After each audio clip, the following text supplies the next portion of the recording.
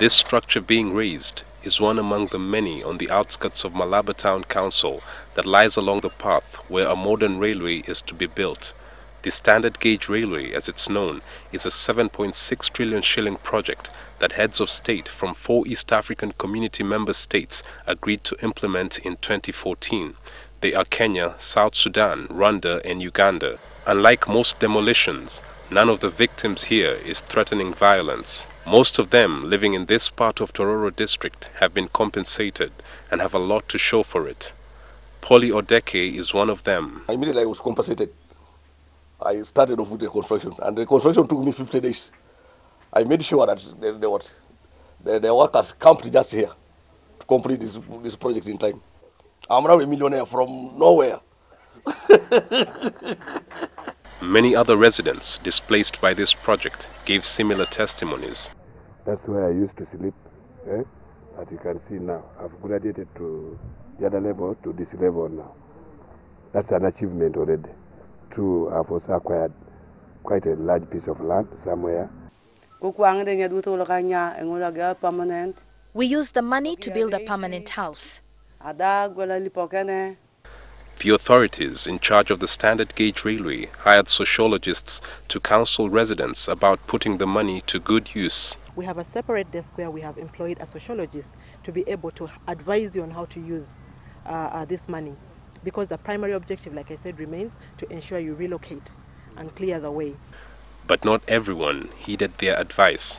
There's been talk of people marrying more wives and spending the money in bars. But the local council chairman of a Singa village says that has not happened in his neighborhood. Some people, they say that, oh, those people who would have paid the money, they have invested their money in marrying.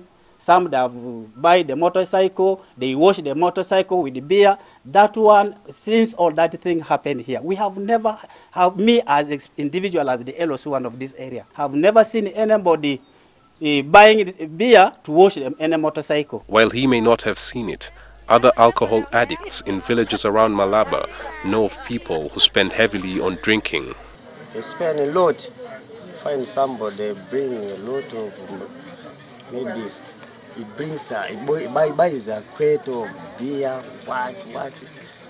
The government borrowed the money to acquire the land and construct the railway from China's Exim Bank.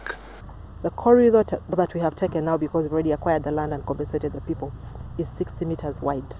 So what's happening is that somebody who lives, for example, over there is not affected. They're outside the corridor. So they are free to continue utilizing that land. Now there are instances where the entire 60 meters falls within the land belonging to one person. In that case, we compensate you for the entire 60 meters. But if only a section of that 60 meters falls within your land, then we shall pay you for the portion that we are taking. So initially, people did not understand this. And that's why there were issues of, are you giving us appropriate values? The project will be executed by the China Harbour Engineering Company Limited. It's expected to be completed in 3 years. This is one of the houses that's supposed to be demolished to pave way for the construction of the Standard Gauge Railway.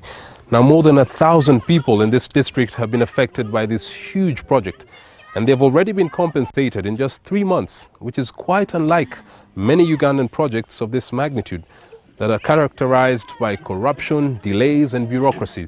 And that's because regional leaders from Kenya, Rwanda, South Sudan and Uganda endorsed this project.